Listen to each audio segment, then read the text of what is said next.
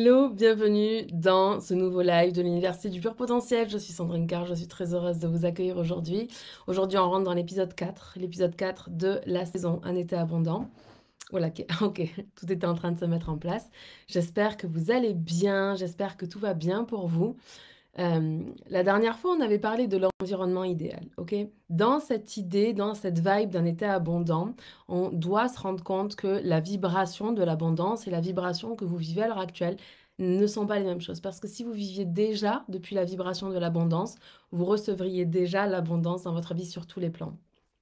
Si vous recevez l'abondance dans certains endroits de votre vie, ça peut être une vie de couple très épanouissante, ou une vie de maman très épanouissante, ou une vie de famille très épanouissante, ou une vie de loisirs très épanouissante, parce que par exemple vous avez une passion que vous adorez pratiquer. Mais dans d'autres sphères de votre vie, ça peut être la sphère financière, pardon, où la sphère financière va très bien, le couple ça va pas, ou alors la sphère financière va très bien, mais la carrière, c'est pas ça. Vous gagnez très bien votre vie, vous vous sentez à l'aise, même plus qu'à l'aise. Des fois, on est en état d'abondance financière, mais voilà, on ne s'épanouit pas dans ce qu'on fait, ça résonne plus, en fait, on n'est plus dans notre dharma. Donc, c'est d'aller voir cet espace d'abondance dans toutes les sphères de votre vie. Ça, c'est vous par rapport à vos sphères de votre vie. Moi, aujourd'hui, je vais vous laisser aller choisir du coup un domaine de votre vie dans lequel vous avez envie d'amener plus d'abondance. Et ça peut être tous les domaines de votre vie, il n'y a vraiment aucun problème. La dernière fois, on a regardé en termes d'environnement. Alors, pourquoi est-ce que j'ai parlé d'abord de l'environnement? Aujourd'hui, on va parler d'un comportement qui aide à manifester de l'abondance, mais excusez-moi. C'est qu'il faut comprendre que la partie en fait externe de nous, donc tout ce qui est de l'extérieur que l'on va utiliser pour aller calibrer quelque chose à l'intérieur, c'est plus facile d'accès et c'est plus facile d'accès dans le sens de ça peut se modifier tout de suite. Vous voyez ce que je veux dire? Alors que tout ce qui est de l'intérieur, qu'on verra plus tard, donc les valeurs, les croyances, la mission, la vision, etc. Tout ça, c'est des choses qui sont à l'intérieur de nous, qui mettent beaucoup plus de temps en fait à se manifester. Encore que c'est aussi une croyance. Mais bon, ce que j'ai pu observer, c'est quand même plus facile de ranger un environnement et de s'aligner plutôt que d'aller changer une identité. Vous voyez, changer une identité, ça prend un petit peu plus de temps, le temps que les habitudes coïncident avec la nouvelle identité qu'on veut installer. Maintenant, aujourd'hui, on va quand même aller parler de ce comportement-là. Pourquoi je vous parle du comportement maintenant? C'est parce qu'il y a une chose qui est capitale à comprendre. C'est que certains d'entre vous ont découvert quel était leur dharma, d'autres ne l'ont pas encore découvert. Alors pour ceux qui ne savent pas ce que c'est le dharma, si on caricature un petit peu c'est un mot sanskrit déjà, puis si on caricature le projet, le dharma, c'est la mission de vie, le but de la vie. C'est ce avec quoi votre âme est arrivée. Alors déjà, le dharma, ça implique de croire à la réincarnation, de croire au principe de l'âme, de croire que il y a une raison en fait à votre venue sur ce monde, de comprendre que vous n'êtes pas un être humain, vous êtes un être spirituel. Ok? Puis c'est pas de le comprendre ici, c'est de l'incarner dans son corps. C'est vraiment ça qui est important, de le descendre dans le centre des émotions aussi. Parce que si vous croyez à 100% que vous êtes un être spirituel qui vit une expérience humaine, vous n'allez pas vivre la réalité de la même façon parce que vous savez que vous avez le pouvoir de modifier l'environnement extérieur. Donc, vous n'allez pas être en victime, en fait. C'est quelque chose qui est important. Vous ne pouvez pas être relié au champ du pur potentiel et en même temps être une victime. C'est impossible. Parce que la victime, c'est l'humain. Ok, c'est l'humain avec son histoire, avec ses parts de manque, avec ses blessures, avec toutes ces choses-là. Ok, votre part divine, elle est entière, elle est complète, elle est pleine, elle est débordante. Il y a pas de victime possible en fait dans cette partie de vous. Et quand je transmets le leadership, quand j'enseigne le leadership, ce que j'explique, c'est que le leadership, c'est une décision, c'est quelque chose qui est à l'intérieur de nous. Et le leader ne peut pas être une victime, c'est impossible. C'est impossible parce que quand vous êtes une victime, vous donnez votre pouvoir aux autres et vous n'avez aucune puissance intérieure quand vous êtes dans la victime parce que vous êtes dans la vibration de l'impuissance. Ok? Quand vous êtes un être spirituel, quand vous avez vraiment conscience, ok? C'est pas juste de le croire parce que vous l'avez entendu sur YouTube, sur les réseaux sociaux, parce que vous l'avez lu dans des livres, ou parce que une des personnes qui vous inspire vous l'a dit. C'est vraiment de le comprendre complètement. Vous n'êtes pas un être humain qui vit de temps en temps une expérience spirituelle quand elle médite. Vous êtes constamment un être spirituel qui vit en ce moment dans cette vie une expérience humaine qui est définie par les caractéristiques qui vous entourent aujourd'hui, ok? Maintenant, le dharma repose sur 3 choses. La première chose, c'est de comprendre ça, de découvrir votre véritable identité, votre véritable essence. C'est de comprendre ça et ensuite de comprendre que vous êtes venu ici dans un objectif bien précis. Et que cet objectif bien précis, on va dire que c'est votre mission de vie. Et vous êtes venu équipé pour réussir cette mission de vie. Et votre équipement, c'est vos dons, vos talents, etc., vos compétences, votre histoire, vos expériences, c'est tout ça ensemble, ok? Mais vous arrivez avec vos dons et vos talents, puis, excusez-moi,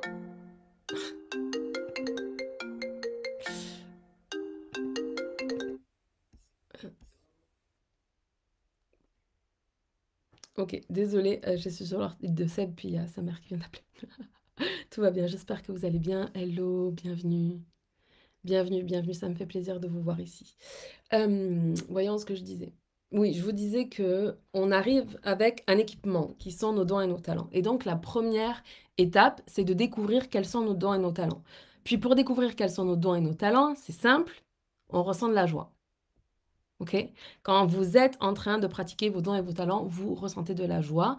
Et c'est ce qui vous montre que c'est un don et un talent spécifique avec lequel vous êtes arrivé. Maintenant, il y a une autre chose à comprendre. C'est que non seulement vous arrivez avec un don et un talent, et ou des dons et des talents, parce qu'en général, on en a plusieurs, mais il y a d'autres personnes qui ont ces dons et ces talents. Alors, peut-être pas le même mélange unique que vous avez vous, ça c'est certain, mais en plus de ça, même s'il y a d'autres personnes qui ont le même talent que vous, ce qui fait que souvent vous comparez, vous dites oui, mais lui ou elle le fait mieux que moi, elle a plus de communauté, elle gagne plus d'argent, ça fait plus longtemps qu'elle est là, enfin bref, toutes ces histoires que vous racontez en fait, ok, une autre personne a un même don et un même talent que vous, mais la vérité, c'est que il y a personne d'autre que vous qui exprime votre don et votre talent de la même manière que vous. Donc non seulement vous êtes, c'est de comprendre la première étape, ok, je comprends là, je suis un être spirituel qui vit une expérience humaine. Si je crois que je suis un être spirituel, ça veut dire qu'à chaque instant, je peux me connecter au champ du pur potentiel et que j'ai accès à l'abondance dans toute chose, ok? L'abondance de connaissances, l'abondance de pouvoir, l'abondance de puissance, pas par rapport aux autres, mais par rapport à vous. Vous êtes dans votre plein potentiel quand vous êtes dans cet endroit-là. Donc ça, c'est la première chose. Le deuxième, c'est OK, me suis incarnée avec un objectif précis. Cet objectif, il va donner du sens à ma vie. Cet objectif, c'est ce qui va me permettre deux choses. Il va me permettre de grandir pour me diriger vers ce truc-là. Je vais y revenir. Et ensuite, il va me permettre de contribuer dans ce monde. Puis c'est le fait de contribuer, c'est la troisième étape, c'est OK, je reconnais que j'ai un don et un talent qui m'est spécifique, je reconnais que ma manière d'exprimer ce don et ce talent est spécifique, et je mets, troisième étape, pardon, ce talent, ce don au service des autres. Et la question qu'on se pose, c'est comment puis-je aider? Comment puis-je servir? Comment est-ce que je mets ce don, ce talent, cette chose qui me procure de la joie? Comment est-ce que j'offre ça au reste du monde? Puis quand j'offre ça au reste du monde, je reçois de l'univers, en fait. Je reçois l'abondance, par exemple, financière, si vous êtes entrepreneur, de l'univers.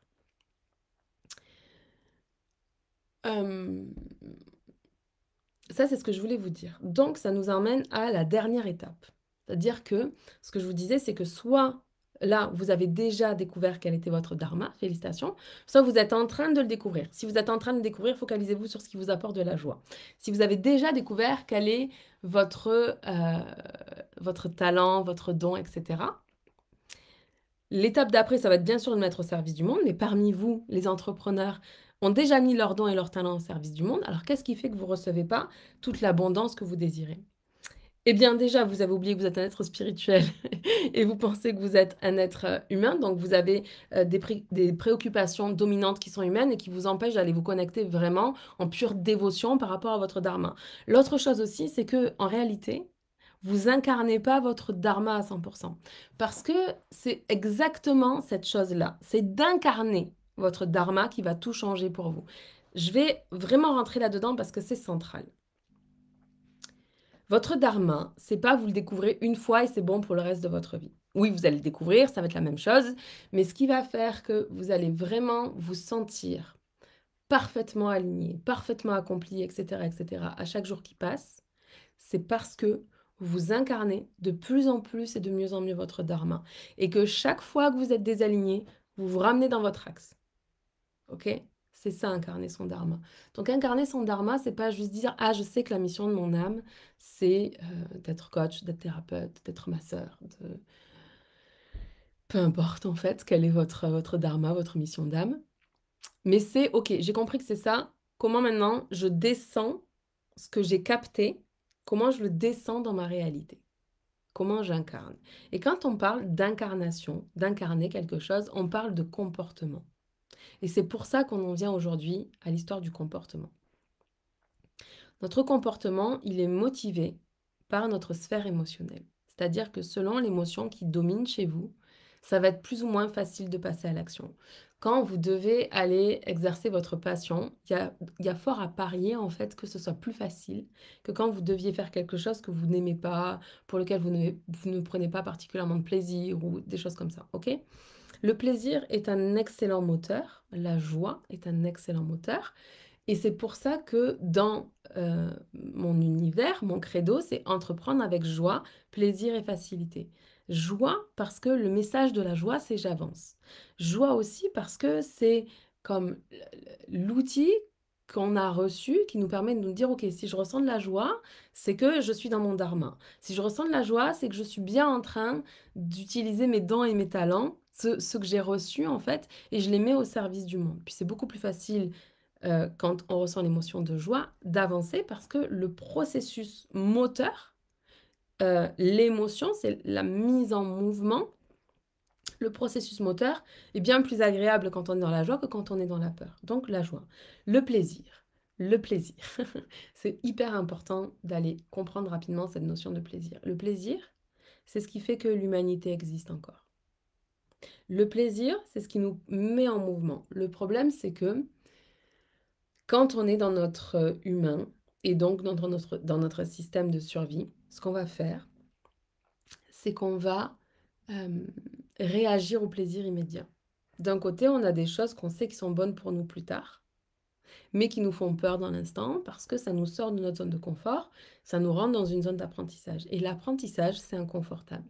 Quand vous apprenez à jouer un sport pour la première fois ou de troisième fois, c'est inconfortable. Vous ne comprenez pas exactement toutes les règles, ou même si vous avez intégré parfaitement les règles parce que c'est mental, il faut le moment où vous arrivez à bien rattraper les ballons, à bien les relancer, à viser au bon endroit, etc., etc., si on prend un sport avec une balle.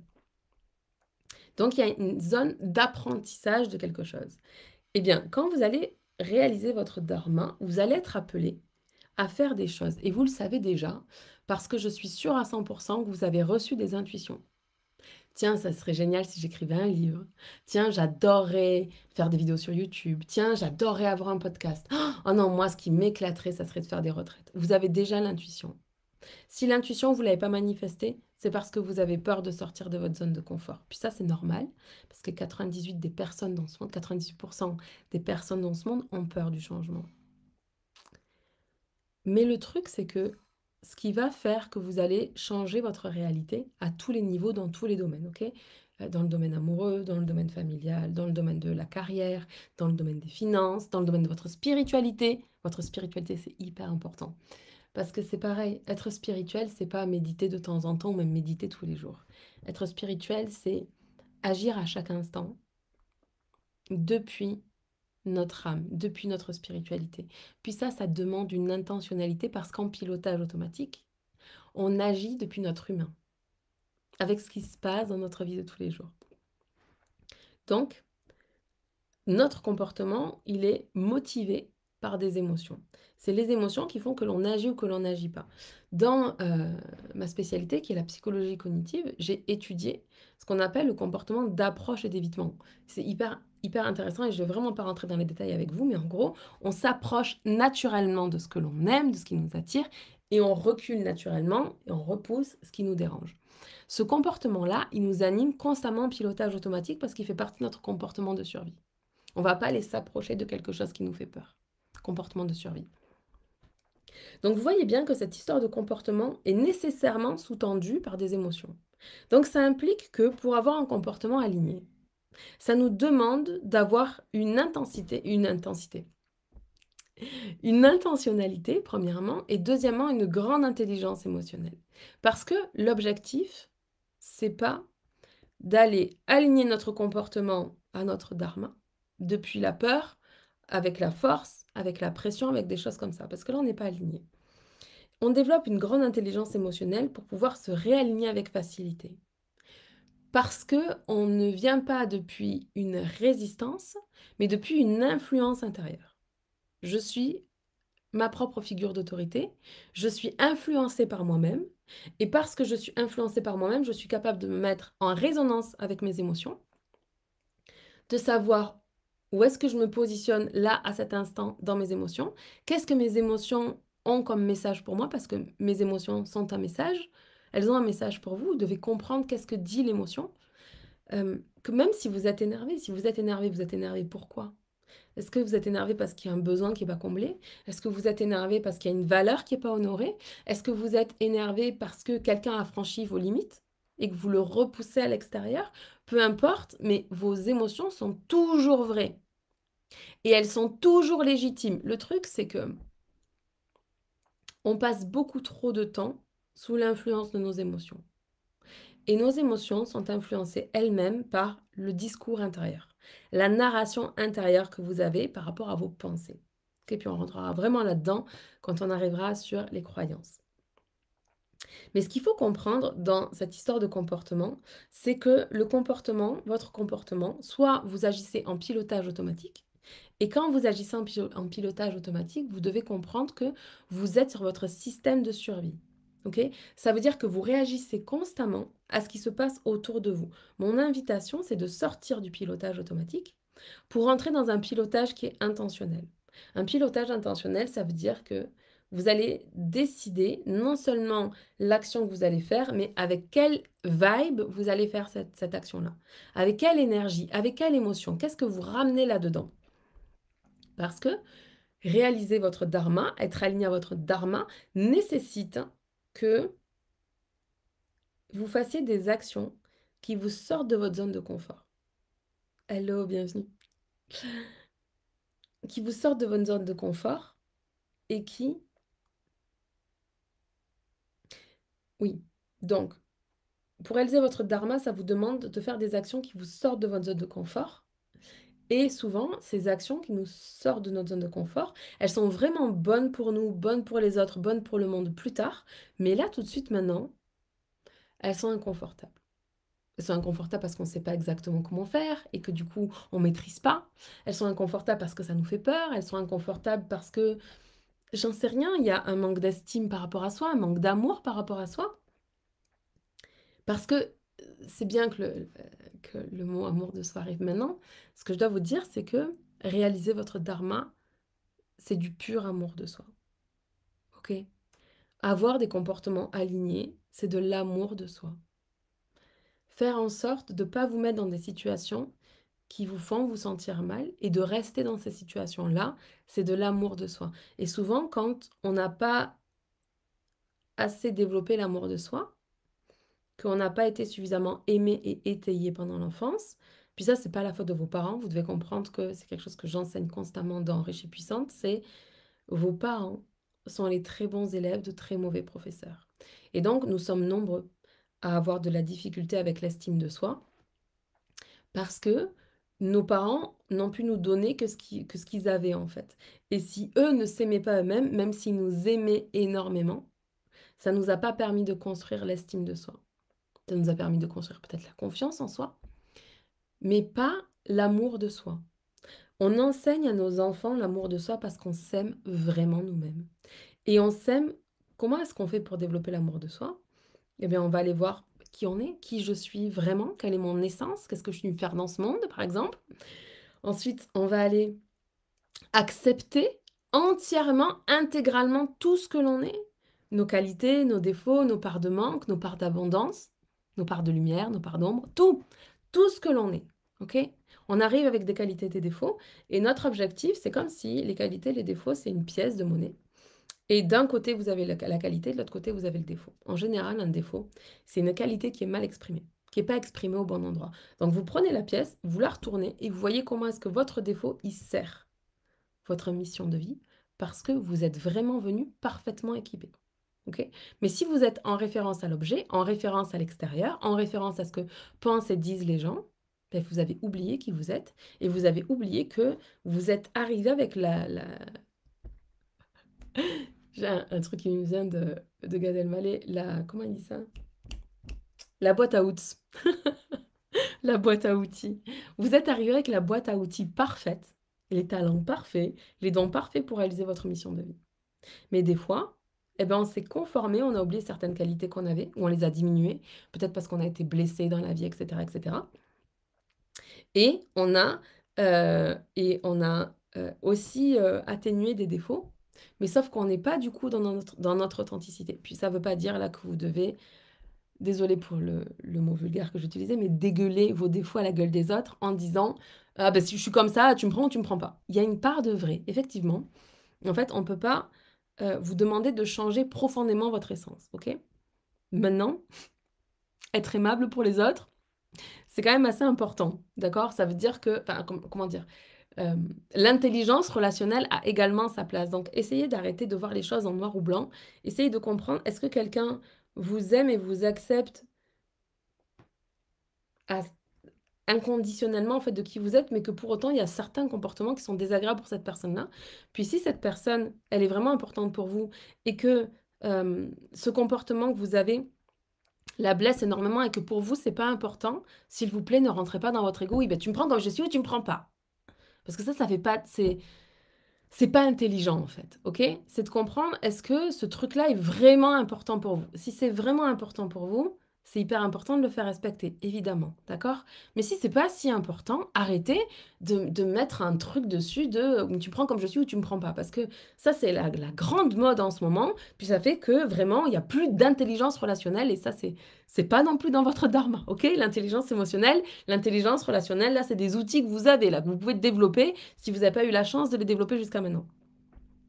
Donc, poser une action alignée, c'est là où on en était, cette histoire de comportement. Poser une action alignée à quoi? Parce que vous pouvez être aligné à votre ancienne version, celle qui est alignée sur le mode survie, sur la peur, sur les blessures, sur les parts de manque, sur les zones d'ombre, etc., etc., qui est là, petit humain en train de pas content, pas content, pas content. Ok, super. Donc, soit vous êtes aligné à ça, soit vous décidez de vous aligner à votre âme, à votre mission de vie, à votre dharma, à ce que vous êtes venu faire, à votre plus grande contribution pour ce monde. C'est un autre alignement. Que vous décidez de vous aligner dans l'amour, le plus grand en fait, le sentiment, l'émotion d'amour qui domine toutes les émotions agréables de la Terre, ok? Cet amour inconditionnel, cet amour qui nous relie tous, cet amour qui fait vibrer notre âme, notre cœur, cet amour-là, ok? Donc vous décidez de vous aligner à ça. Une action alignée, elle implique un comportement qui est aligné.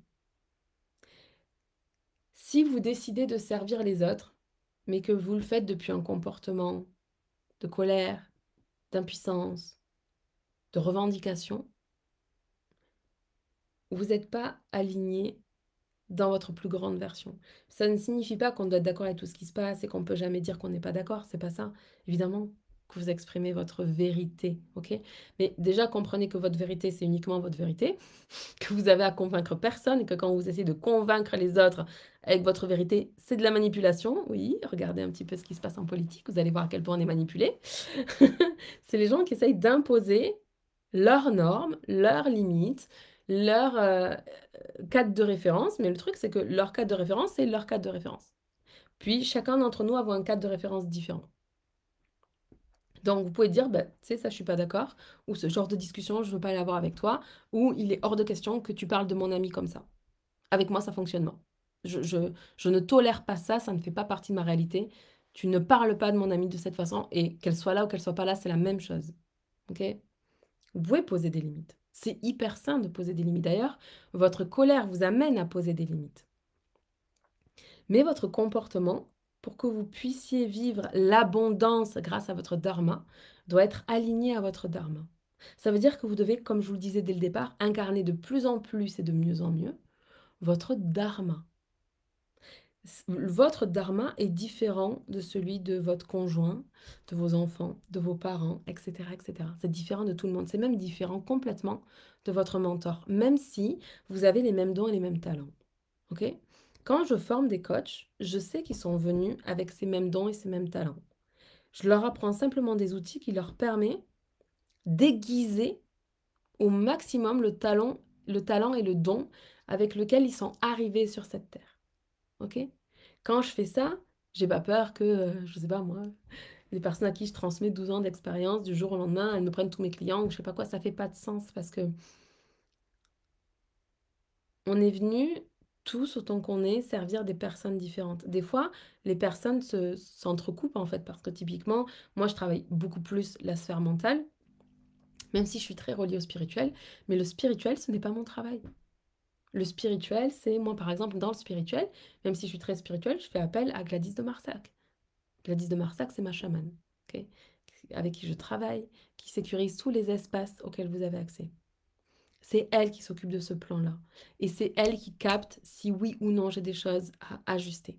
Des fois, je vais le sentir, je vais dire, ok Gladys, je sens qu'il y a un truc que je dois ajuster là. Elle va aller voir, elle fait ces petits trucs là. Et hop, on réaligne tout ça. Ok? Mais moi, avec mes clientes, mon job, c'est de travailler les croyances, de permettre, en fait, en travaillant les croyances, d'ouvrir l'espace entre les pensées pour que la mission de vie, les intuitions, les contributions puissent descendre. C'est d'aller réaligner le système de valeurs, parce que très souvent, notre système de valeurs, il est hérité. Hein, c'est pas vraiment le système de valeurs de notre âme. C'est pas un système de valeurs qui est moteur. Ce qui est important de comprendre dans les valeurs, c'est pas qu'il y a des bonnes valeurs et des mauvaises valeurs, et que si tu as les bonnes valeurs, tu es quelqu'un de bien, puis si tu n'as pas les bonnes valeurs, tu n'es pas quelqu'un de bien. Vous voyez le truc, genre, on n'a pas les mêmes valeurs. Non, personne n'a les mêmes valeurs, parce que les valeurs sont motrices par rapport à la mission de votre âme. Okay, donc, c'est pas possible de prendre le système de valeurs de votre coach préféré, adoré, que vous admirez, et de prendre les mêmes valeurs et de les appliquer dans votre entreprise, ça ne fonctionnera pas. Parce que vous devez vous aligner et respecter des valeurs qui sont propres à votre mission, à votre âme. Vos valeurs, elles sont motrices. C'est elles qui vous mettent en mouvement. Vous allez naturellement vous mettre en mouvement pour des valeurs spécifiques. Okay, certaines personnes, par exemple, ont comme valeur principale la justice. Elles n'ont pas du tout le même comportement que quelqu'un qui a comme valeur principale l'épanouissement de soi. C'est pas le même comportement, c'est pas le même style de vie, ça n'a rien à voir. Et c'est pour ça que non seulement vous arrivez avec des dons et des talents qui sont spécifiques, et vous avez une manière spécifique de l'exprimer, mais en plus, votre âme, elle a des moteurs qui sont complètement différents. Ce qui fait qu'on peut collaborer ensemble, puisqu'on n'a pas exactement la même échelle de valeur, qu'on n'est pas drivé par les mêmes choses. Et bien, si on s'associe avec quelqu'un qui a la même vision que nous et qu'on désire cette association parce que c'est le choix de notre âme et que c'est vraiment bon pour nous, pour les autres, pour le monde, alors, en fait, on va toucher un plus large panel parce qu'on va mettre en mouvement des gens qui ont des valeurs similaires aux nôtres. Puis si on ne maîtrise pas, je ne sais pas pourquoi je rentre dans les valeurs, là c'est un autre sujet, si on ne connaît pas réellement nos valeurs, ben dommage, on reste bloqué en fait. On n'est pas aligné réellement. C'est comme si on n'avait pas allumé tous les moteurs. C'est exactement ça. C'est comme si vous aviez, je sais pas, 6 moteurs à votre disposition pour vous mettre en mouvement pour votre mission. Puis vous, vous avez éteint un certain moteur parce que vous pensez que vous devez avoir les moteurs de votre mentor, de votre coach, de la personne que vous regardez sur les réseaux. Mais non, vous avez vos propres moteurs. Donc c'est important de faire ce travail-là et de comprendre ce qui est moteur. Mais on y reviendra quand on ira voir les valeurs. Ce que vous devez comprendre, c'est que l'argent coule à flot quand vous êtes aligné sur votre dharma et que au quotidien, vos comportements sont alignés sur votre dharma. Est-ce que ça signifie que parfois, vous allez un petit peu sortir de cet alignement? Évidemment. Parce que tout le projet, quand je vous parle d'incarner votre dharma, c'est de revenir constamment dans son alignement. Parce que même si on est des êtres spirituels, notre part humaine, elle existe vraiment. Et si notre part humaine n'est pas gardée à sa place humaine, eh bien, on va rentrer dans le pilotage automatique, dans le système de survie, dans les blessures, etc., etc. Et on n'est plus aligné. Et vous pouvez Avoir hello, bienvenue. Qui c'est qui arrive là? Bienvenue à toi. Vous pouvez avoir une idée, typiquement, voilà, vous faites le travail sur le plan mental, vous permettez en fait d'avoir de l'espace entre vos pensées, les intuitions descendent, vous commencez à mettre les choses en place, puis dans votre système de pensée, vous avez des croyances pourries autour de la vente. Résultat, vous incarnez votre dharma, vous recevez l'intuition de ce que vous devez partager dans le monde, vous partagez ce truc-là, mais au moment de la vente, vous avez des croyances pourries, vous n'êtes plus aligné. Parce que vos croyances pourries, elles vont générer des émotions désagréables et ces émotions désagréables vont vous désaligner. D'où l'importance de travailler son intelligence émotionnelle et son leadership, sa capacité à choisir constamment l'alignement. Donc, le, le projet de ce partage aujourd'hui, c'était vraiment de vous mettre de la conscience sur votre comportement. Qu'est-ce qui, en ce moment, est aligné dans le domaine de vie que vous avez choisi? Qu'est-ce qui ne l'est pas? Et si ça ne l'est pas, quel est le petit pas? Ok. Commencez pas à imaginer des grands changements parce que, honnêtement, ce ne sont pas les plus grands changements qui créent les plus grandes choses, mais les petits changements qui créent les plus grandes choses. Donc, là, vous avez choisi un domaine de vie. Dans ce domaine de vie, est-ce que votre comportement, il est aligné par rapport à ce que vous désirez au plus profond de votre cœur, de votre âme, etc. Oui ou non? Si la réponse est oui, tant mieux, continuez, c'est parfait. Prenez un autre domaine et faites le même travail.